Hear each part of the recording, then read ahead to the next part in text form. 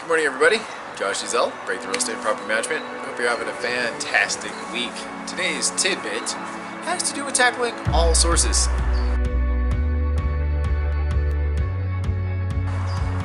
I wish we could figure out, like, up front, you're on a listing appointment.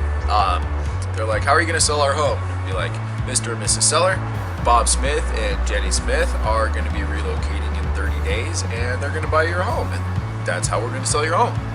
It's like, oh, yeah, they're going to pay this amount of money, and this, that, and the other, and that's that. If only we could predict every single sale like that. I'm going to have 2 open houses. The second open house, the 3rd people that walk through the door are going to be the people who buy your home. Perfect. Gosh, if only, man. That would be fantastic.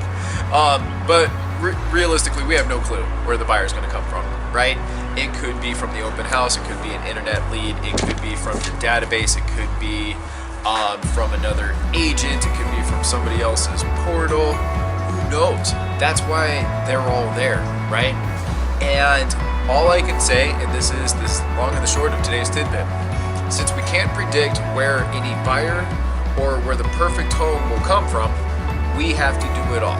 So if you have website, database, door knocking, farming, open houses, your portals, you have emails, text, videos, you have YouTube, you have Facebook, you have Instagram, you have Twitter, you have LinkedIn, you have Google.